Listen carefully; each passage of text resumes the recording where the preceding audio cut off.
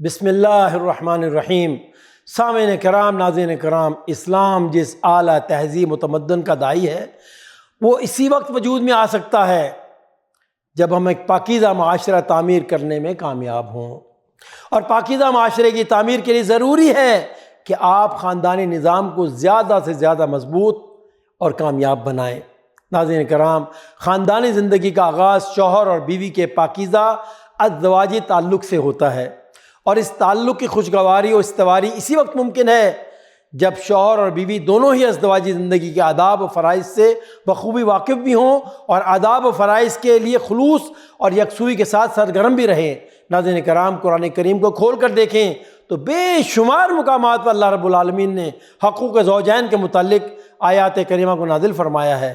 اللہ رب العالمین نے شوہر اور بیوی دونوں کے ایک دوسرے پر جو حقوق ہیں ان کا تفصیل سے ذکر فرمایا ہے۔ قرآن پاک میں اللہ تعالیٰ ارشاد فرماتے ہیں وَعَاشِرُوهُنَّ بِالْمَعْرُوفِ، اور ان کے ساتھ بھلے طریقے سے زندگی گزارو۔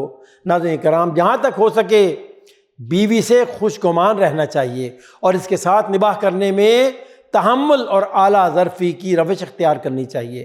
اگر اس میں شکل و صورت کی یا عادت و اخلاق، سلیقہ، ہنر کے اعتبار سے کوئی کمزوری بھی ہو تو صبر کے ساتھ اس کو برداشت کرنا چاہیے، اور اس کی خوبیوں پر نگاہ رکھتے ہوئے فیاضی، درگزر اور اثار سے کام لینا چاہیے۔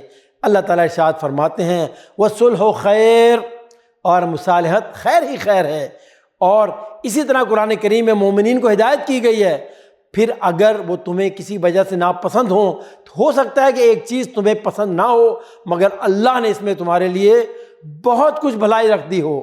ناظرین کرام، اسی مفہوم کو نبی اکرم صلی اللہ علیہ وسلم نے ایک حدیث مبارکہ میں یوں بیان فرمایا ہے، کوئی مومن اپنی مومنہ بیوی سے نفرت نہ کرے۔ اگر بیوی کی کوئی عادت اس کو ناپسند ہے تو ہو سکتا ہے کہ دوسری خصلت اس کو پسند آ جائے۔ ناظرین کرام، حقیقت یہ ہے کہ ہر خاتون میں کسی نہ کسی پہلو سے کوئی کمزوری ضرور ہوتی ہے، اور اگر شوہر کسی کمزوری کو دیکھتے ہی اس کی طرف سے نگاہ پھیر لے اور دل برا کر لے تو پھر کسی خاندان میں گھریلو خوشگواری کبھی پیدا نہ ہو سکے گی۔ حکمت کی روش یہ ہے کہ آدمی درگزر سے کام لے اور اللہ پر بھروسہ رکھتے ہوئے عورت کے ساتھ خوش دلی سے نباہ کرنے کی کوشش کرے۔ امید ہے کہ اللہ اس عورت کے واسطے سے مرد کو کچھ بھلائیوں سے ضرور نوازے گا۔ بہرحال عورت کے کسی ظاہری عیب کو دیکھ کر بے صبری کے ساتھ ازدواجی تعلق کو برباد نہ کرنا چاہیے، بلکہ حکیمانہ طرز عمل سے دھیرے دھیرے گھر کی فضا کو زیادہ سے زیادہ خوشگوار بنانے کی کوشش کرنی چاہیے۔ بیوی کی کوتاہیوں، نادانیوں اور سرکشیوں سے چشم پوشی کرنی چاہیے۔ عورت عقل کے اعتبار سے کمزور اور نہایت ہی جذباتی ہوتی ہے، اس لیے صبر و سکون، رحمت و شفقت اور دلسوزی کے ساتھ صبر اور ضبط سے کام لیتے ہوئے نباہ کرنا چاہیے۔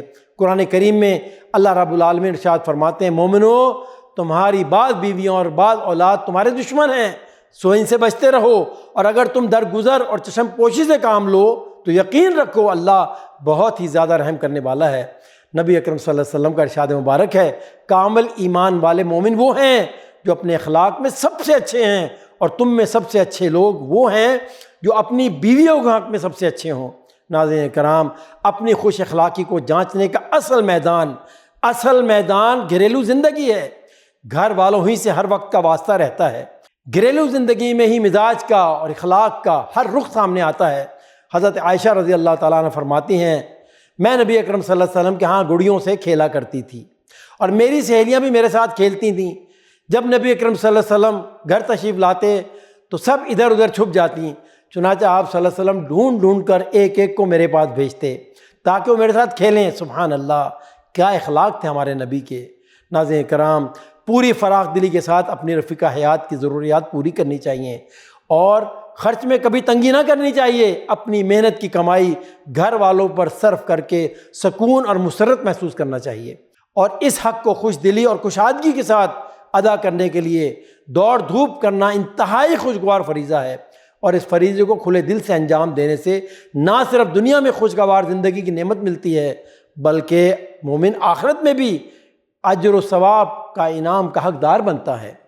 آپ کا ارشاد ہے ایک دینار تو وہ ہے جو تم نے اللہ کی راہ میں خرچ کیا، اور ایک دینار وہ ہے جو تم نے کسی غلام کو آزاد کرنے میں خرچ کیا، اور ایک دینار وہ ہے جو تم نے کسی فقیر کو صدقہ دے دیا، اور فرمایا ایک دینار وہ ہے جو تم نے اپنے گھر والوں پر صرف کیا، ان میں سب سے زیادہ اجر و ثواب والا دینار وہ ہے جو تم نے اپنے گھر والوں پر خرچ کیا ہے۔ اسی طرح ناظرین کرام، اپنے بیوی کو دینی احکامات سکھانے چاہیے۔